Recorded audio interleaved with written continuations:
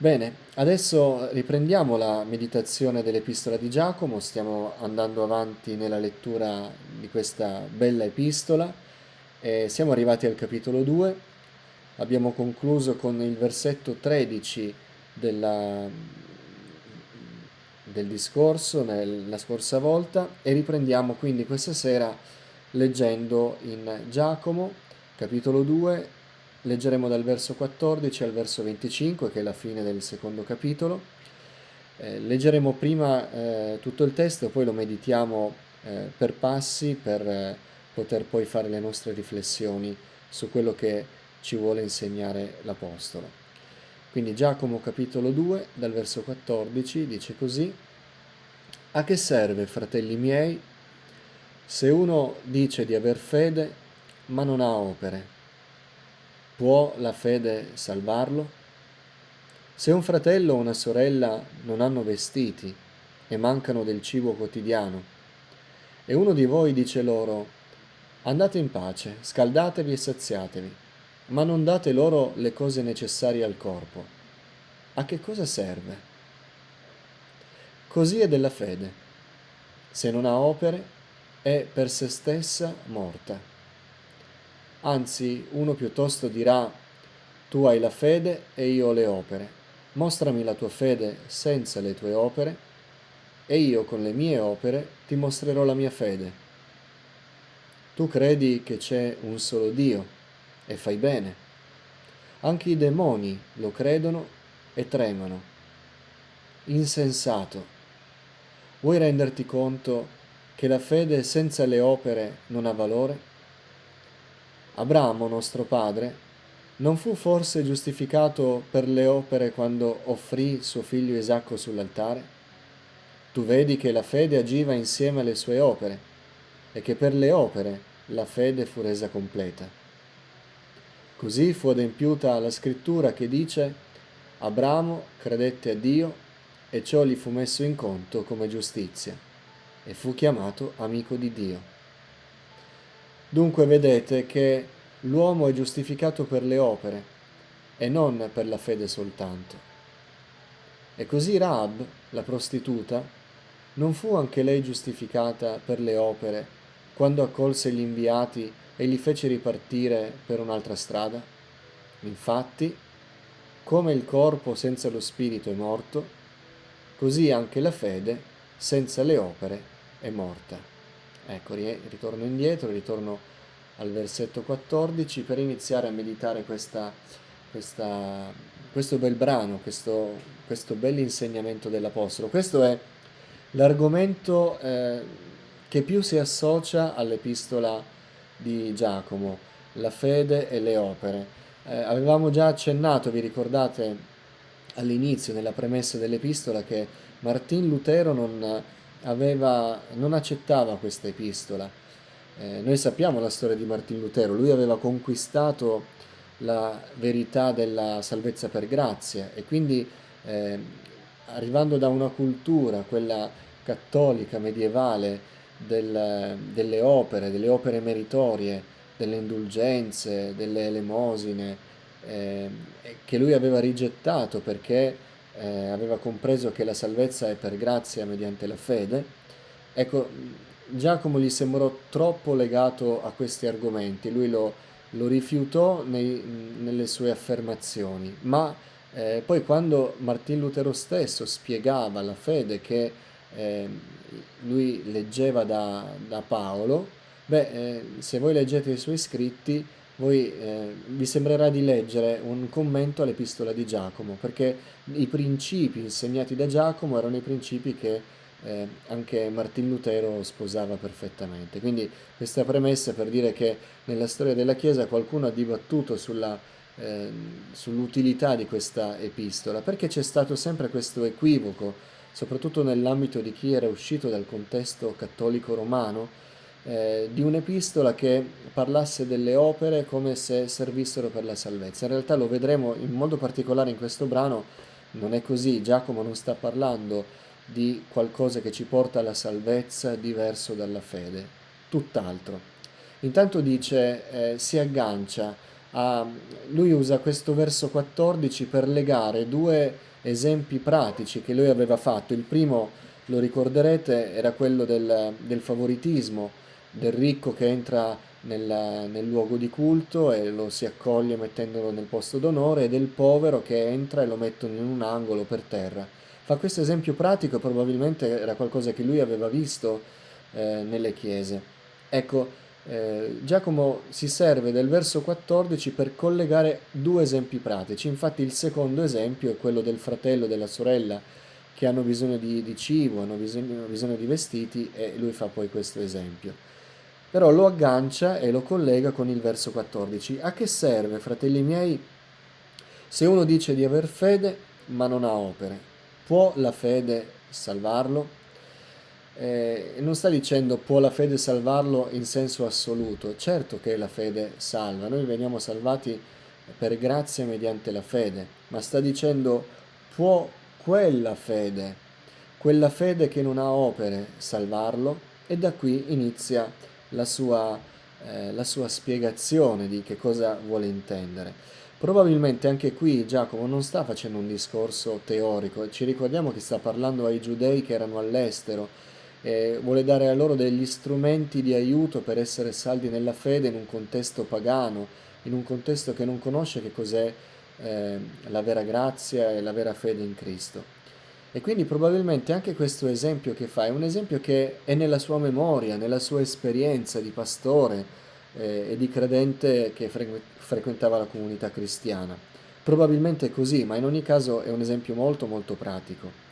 Se un fratello o una sorella non hanno vestiti e mancano del cibo quotidiano, e uno dice loro andate in pace, scaldatevi e saziatevi, ma non date loro le cose necessarie, a che cosa serve? L'esempio è di una semplicità che non ha bisogno di nessuna spiegazione, ma una considerazione la dobbiamo fare. Tante volte noi affidiamo a Dio la sorte di chi è nel bisogno, di chi sta pregando, di chi grida al Signore, lo affidiamo, ma lo affidiamo a volte in un modo un po' troppo astratto, un po' troppo irreale, perché Dio si vuole usare di noi possiamo essere la risposta di Dio alle preghiere di chi è nel bisogno. E quindi questa considerazione che fa Giacomo ci aiuta a comprendere che noi dobbiamo verificare, impegnarci, studiare nella nostra vita di essere noi la risposta di Dio. Certo, Dio provvederà, darà la pace, scalderà chi non ha vestiti, sazierà chi non ha da mangiare, ma lo vuole fare attraverso di noi, in particolare attraverso i suoi figliuoli. Quindi Giacomo dice, voi uscite fuori dal piano di Dio, vi tirate fuori dal progetto di Dio per rispondere ai bisogni del mondo. E quindi la vostra fede non risulta di alcuna utilità, e non risultando di alcuna utilità dimostra che forse è una fede vuota. E uso questa parola vuota perché dopo lo vedremo, è Giacomo stesso che la usa parlando dei credenti che hanno la fede senza le opere. Verso 17. Tra l'altro notate che l'esempio che fa Giacomo è un esempio di gesto d'amore, di gesto di profonda sensibilità. Vi dovete preoccupare di chi è povero, di chi non ha da mangiare, di chi non ha vestiti, vi dovete preoccupare di questo. E questo già fa capire di quali opere sta parlando. Non sta parlando del legalismo, ma sta parlando di quei gesti, di quegli atti, di quelle opere che procedono da un cuore ripieno dell'amore di Dio. Ma anche questo lo vedremo ancora nel brano. Il verso 17 dice così. Prima diceva, non serve a niente che voi diciate vai in pace e voi non provvedete da mangiare. Così è della fede. Se non ha opere è per se stessa morta. E qui dobbiamo fare un'altra considerazione. Una fede che non produce un cambiamento concreto, visibile nella vita di chi dice di avere quella fede, non è la vera fede che salva. È una fede fasulla, è una fede morta, morta nel senso che non ci darà la vita eterna. È un qualcosa che vedremo tra poco eh, che cos'è, ma sicuramente è qualcosa di morto e non è quello che Dio vuole produrre nel cuore di chi crede in Lui. Quindi noi stiamo parlando qui di nuovo di che cos'è la vera fede. Tante volte si è detto che molti proclamano questa verità, confessa Gesù come tuo Salvatore e sarai salvato. È vero, è scritto, ma è scritto in un verso che va contestualizzato nell'insegnamento completo che ci dà il Nuovo Testamento riguardo alla salvezza per grazia mediante la fede. E la salvezza che ci salva, il confessare Cristo e riporre fede in Lui per la nostra salvezza, è una fede che produce una nuova vita, produce una nuova nascita e quindi produce un cambiamento che è reale, è concreto e quindi si deve vedere questo cambiamento e lo si vede appunto con le opere, dice Giacomo. Così è della fede, è morta se non ha le opere. E dice il verso 18, anzi uno piuttosto, diventa qui una sfida, eh, tu hai la fede e io ho le opere. Mostrami la tua fede, tu che dici di avere la fede, senza le opere. Io dico che ho le opere, io con le mie opere ti mostrerò la mia fede. Attenzione, qui stiamo parlando di credenti, sta parlando di questo Giacomo, che sostengono di avere la fede. Qui non si sta parlando di un uomo che ha la fede e non ha le opere, e un uomo che non ha la fede e ha le opere. Qui si sta parlando di due uomini, è un esempio chiaramente, lo applichiamo alla nostra vita, di due persone a confronto che hanno la fede, sostengono entrambi di avere la fede, ma la differenza è che uno non può disporre di opere da mostrare, l'altro sì. E allora Giacomo dice, eh, diciamo tutti di avere fede, ma il dirlo non conta molto, perché non dimostra nulla. Allora, di pure che hai la fede, io però ho le opere. Posso anche evitare di dirlo, ma le mie opere parleranno della mia fede. Questo è il ragionamento. E questo confronto che fa nel verso 18 Giacomo ricorda molto, se ci pensiamo, le affermazioni che fece Gesù, vi ricordate, quando gli portarono il paralitico nel lettuccio e Gesù disse, i tuoi peccati sono perdonati. E tutti iniziarono a mormorare, gli scribi, i farisei, iniziarono a mormorare dicendo chi è costui che eh, dice che perdona i peccati, solo Dio può perdonare i peccati. E Gesù dice, che cos'è più facile dire? I tuoi peccati sono perdonati o alzati e cammina?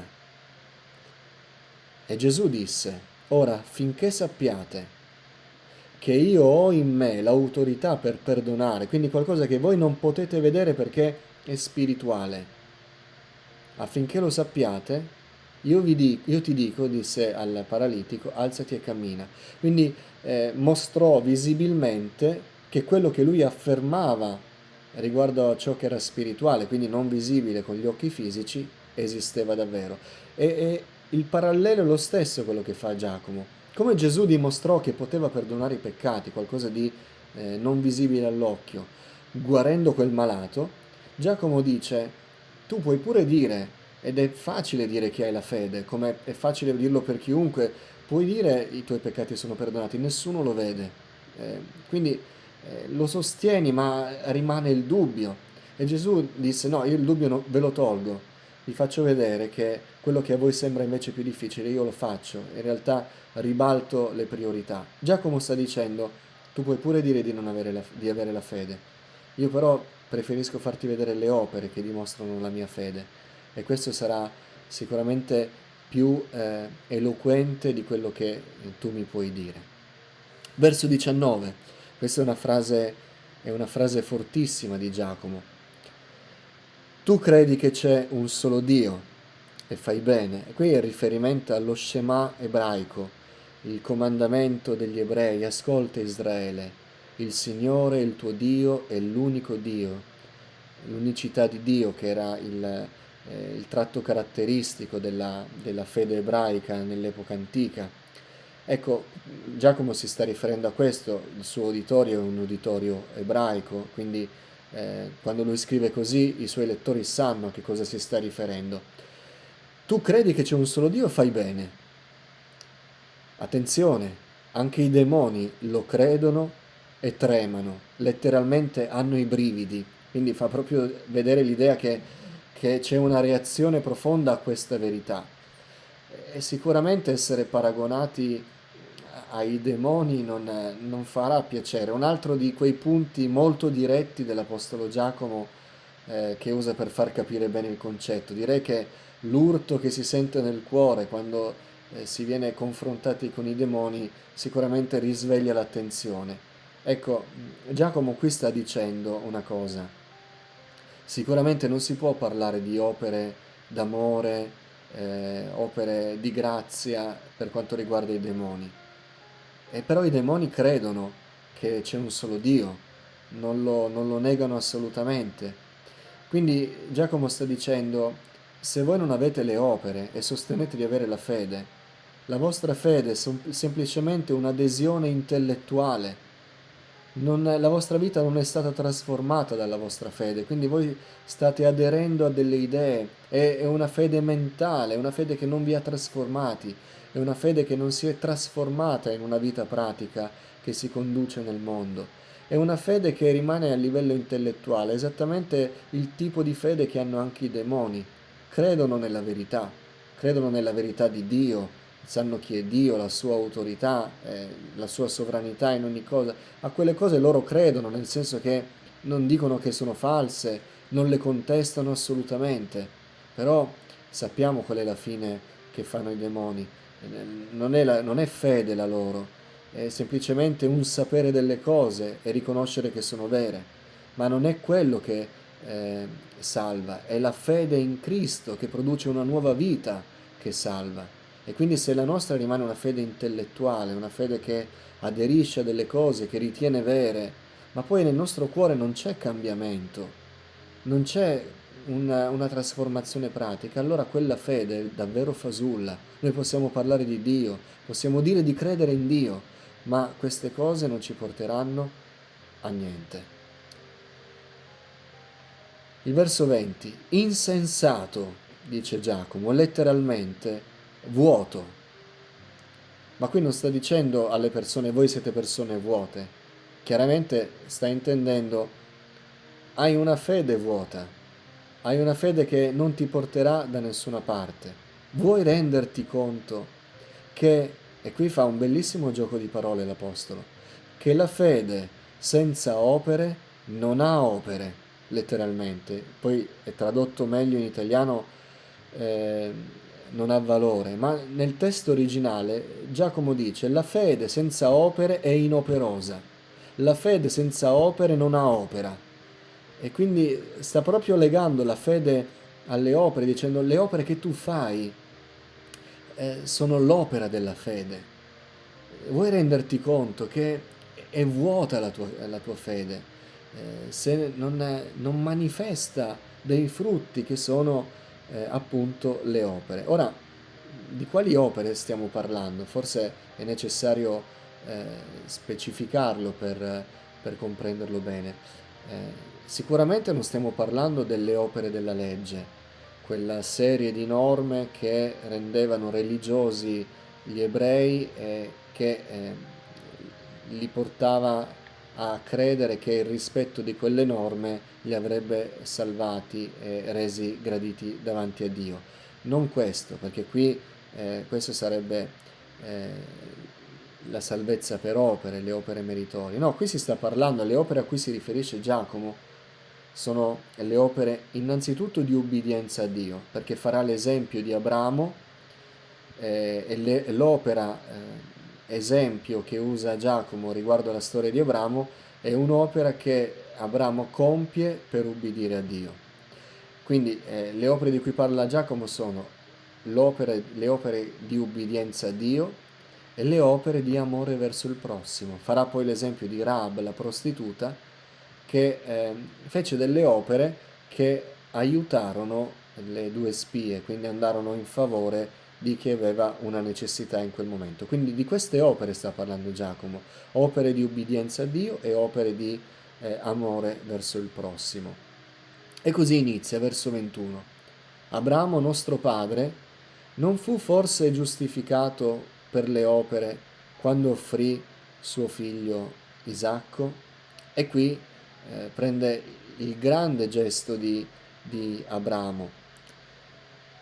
Tu vedi che la fede agiva insieme alle sue opere e che per le opere la fede fu resa completa o ancor più forte, perfetta. Con questo verso 22 Giacomo chiarisce che non sta parlando di opere meritorie, ma sta parlando di qualcosa che fa agire la fede.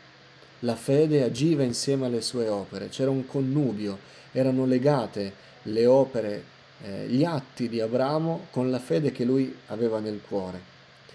È chiaro che usando l'esempio di Abramo, Giacomo sta abolendo assolutamente la teologia delle opere meritorie. Le opere non ci portano in cielo. Se noi facciamo delle opere buone, queste non ci salveranno. Quando qualcuno dice ma io mi sto comportando bene, spero che alla fine Dio avrà pietà di me, sta sbagliando in pieno, è un'eresia, non è qualcosa che è insegnato dalle scritture, non è insegnato neanche da Giacomo, che infatti come primo esempio biblico usa proprio l'esempio del personaggio Abramo, che è chiamato, tra l'altro lui lo associa al popolo ebraico dicendo Abramo nostro padre, ma Abramo è chiamato nel Nuovo Testamento il padre della fede. Giacomo prende come esempio colui che è l'esempio di fede, non un esempio di opere, lui è l'esempio della fede, la fede che gli permise di essere gradito a Dio e che, lo dirà Giacomo stesso tra poco, lo farà definire l'amico di Dio. Quindi prendendo l'esempio di Abramo, Giacomo dice che non sta parlando di opere meritorie. Diciamoci la verità, fratelli, sorelle, tante volte questo pensiero si insinua nel nostro cuore, tante volte, anche se non lo confessiamo, quando facciamo qualcosa che reputiamo buono, dentro di noi c'è un senso di dire, beh, credo che il Signore mi ascolterà adesso, credo che il Signore mi esaudirà, perché mi sto comportando bene, perché sto facendo delle cose che gli sono gradite. A volte c'è questo sottile sentimento nel nostro cuore. Dio ci aiuti a comprendere che noi siamo salvati esclusivamente per grazia, mediante la fede. Le opere non ci salveranno, ma le opere sono il segno che c'è qualcosa di vero nel cuore. Sono il segnale che qualcosa è esploso dal cuore, è uscito fuori e si è manifestato per dimostrare che cos'è. E quindi le opere ci servono per dire la mia fede è vera, l'opera di trasformazione, di ubbidienza a Dio, di amore per il prossimo, sono le opere che dimostrano che c'è qualcosa di autentico che Dio ha fatto nel nostro cuore, che noi non abbiamo aderito, ma Lui ci ha trasformati, ha cambiato la nostra vita. Verso 23. Così fu adempiuta la scrittura che dice Abramo operò per Dio? No, la scrittura dice Abramo credette a Dio, la fede, e ciò gli fu messo in conto come giustizia. Questo verso, che è tra i più citati dell'Antico Testamento nel Nuovo Testamento, questo è il verso della fede. Qui si parla di fede. Abramo credette a Dio.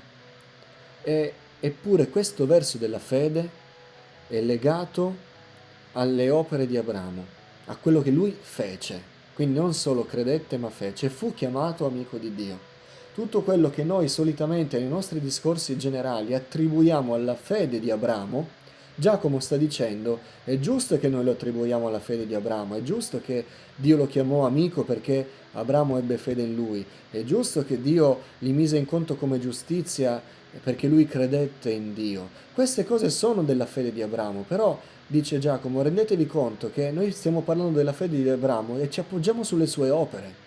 Ci appoggiamo su quello che lui ha fatto. Noi sappiamo e diciamo con piena certezza che Abramo fu un uomo di fede, non perché venne un giorno a dire io ho fede, ma noi lo possiamo dire per quello che lui ha fatto. Lui realmente lasciò il suo paese natio per andare in Canaan. Lasciò davvero, non disse Signore ti credo, sia fatta la tua volontà. Fece i bagagli e partì. Lui realmente portò suo figlio sull'altare e lo stava per uccidere perché Dio glielo chiese. Non disse sì Signore ci credo ma vediamo, speriamo che cambi idea. Realmente lo fece e queste opere ci fanno parlare della fede di Abramo. Quindi le opere diventano il segno. Domanda per me, ci sono questi segni nella mia vita? Sono spontanei? Allora saprò che sono animato dalla fede.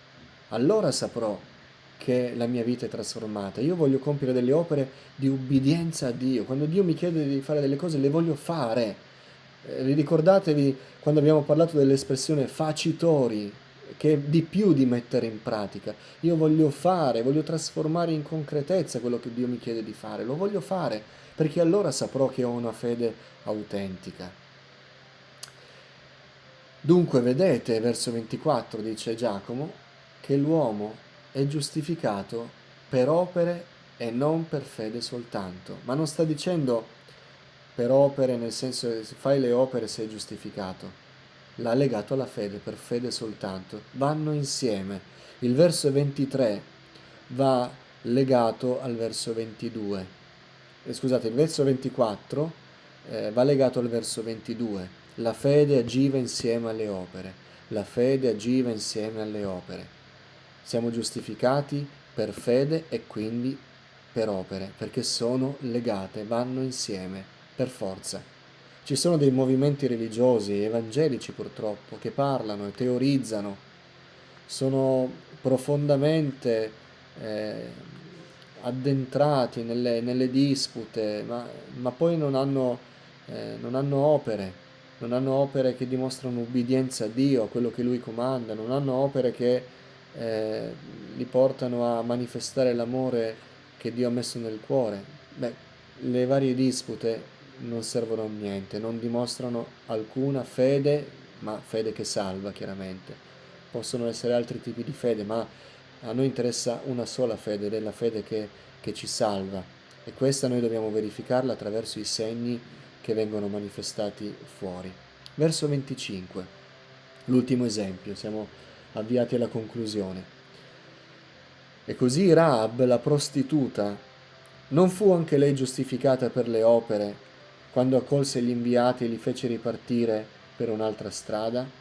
Notate che qui Giacomo definisce questo personaggio Rahab la prostituta. Dicendo prostituta, quindi ricordandoci qual era la sua vita, la sua condizione sociale, Giacomo ci sta facendo capire che Dio non ha riguardi personali verso nessuno. Lui non guarda alla qualità delle persone, ma è un Dio di grazia che accoglie tutti quelli che vanno a Lui con la vera fede. Anche una prostituta, se si accosta a Dio con fede, può essere salvata.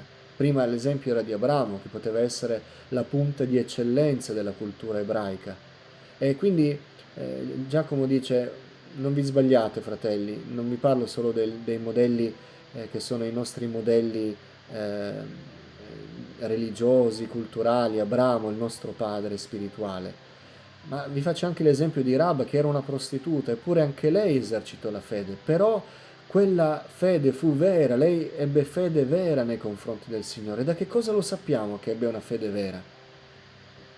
Dal fatto che le sue opere si videro, dal fatto che lei concretamente accolse gli inviati e li salvò facendoli partire da un'altra parte per salvarli dai loro inseguitori. Quindi furono le opere che ci permettono di dire che la fede di Rahab fu una fede vera. E Rahab sicuramente non conosceva nulla della legge ebraica. Quindi anche questo specifica che non si sta parlando delle opere della legge sulle quali anche Paolo si scaglia, ma si sta parlando delle opere prodotte dalla grazia, le opere prodotte dall'amore di Dio nel nostro cuore. Ci sono queste opere nella nostra vita? Allora sapremo che abbiamo la vera fede. Quando siamo disposti ad agire, a perdonare, ad aiutare il prossimo, a obbedire a Dio e farlo concretamente, non come nella parabola di Gesù, quel figlio che disse sì padre, vado a lavorare, ma poi non ci andò. Chi fece la volontà di Dio, dice Gesù ai suoi ascoltatori? La fece il secondo figlio, che probabilmente a parole non diede soddisfazione dicendo no, non ci vado, ma alla fine la sua ubbidienza fu dimostrata dal fatto che ci andò, non che disse di andare o non andare. Lui compì un'opera in questa parabola e quindi da questo sappiamo che cosa c'era nel suo cuore. Questo è il nostro ragionamento. Concludiamo con una frase che è di una forza immane. Infatti, dice Giacomo, è l'ultimo esempio che fa per concludere l'argomento, come il corpo senza lo spirito è morto, così anche la fede senza le opere è morta. Nella nostra idea, ciò che è spirituale, che anima le cose visibili, lo spirito di qualcosa, è ciò che non si vede e anima ciò che si vede. E nella nostra testa tante volte noi consideriamo la fede ciò che anima le opere. Quindi è come se intendessimo la fede è lo spirito delle opere. Con che spirito fai queste opere? Per essere gratificato, per avere un merito, per avere un premio, per essere visto dagli altri? Qual è lo spirito? No, lo spirito è la fede, qualcuno potrebbe dire. Ma qui Giacomo ha completamente ribaltato il discorso. La sua frase è precisa, dice come il corpo senza lo spirito è morto, così la fede, che è il corpo, il parallelo che sta facendo, è morta senza le opere. In altre parole, non è la fede lo spirito delle opere che dà vita alle opere, ma è ancora più forte. Ribaltando questa frase dà una forza incredibile alla sua spiegazione. Sono le opere che rendono viva la tua fede, sono le opere lo spirito della tua fede, sono le opere che animano la tua fede. E ribaltando questo ragionamento che a noi verrebbe da fare al contrario, Giacomo sta davvero dando un impeto incredibile dicendo rendetevi conto che opere e fede sono inscindibili, una fede pratica, una fede reale, una fede che non ha bisogno di essere spiegata, si spiega da sola, si spiega in modo evidente. Parlando di quello che io faccio, si delinea quello in cui credo. Se qualcuno descrive le mie opere, le mie azioni, la conclusione di chi ascolta deve essere: questo è un uomo che ha fede, questo è un uomo che davvero teme Dio, questo è un uomo che conosce il Signore, questo è un uomo che è davvero salvato, questo è un uomo che è trasformato, ma deve avvenire attraverso una dimostrazione di reale trasformazione, una dimostrazione di reale praticità. Questa è la prova. Le parole vanno via come il vento, noi possiamo anche dire di noi stessi quello che vogliamo, saranno le nostre opere a dimostrare l'autenticità della nostra fede. Quindi Giacomo non sta mettendo in secondo piano la fede per dire abbiamo bisogno di fare le opere per andare in cielo. Giacomo sta dicendo abbiamo bisogno di vedere se nella nostra vita la fede che diciamo di avere ha dei frutti e devono essere dei frutti così chiari che tutti possono renderci testimonianza che noi apparteniamo al Signore. Concludiamo così il secondo capitolo, proseguiremo poi nelle volte prossime, ma l'incoraggiamento per ognuno di noi è a verificare che la nostra fede sia vera. Lo sarà se nella nostra vita vediamo quelle opere che piacciono al Signore. Allora Dio ci approverà. Fratelli, un caro saluto, un caro abbraccio, anche se virtuale. Dio ci benedica.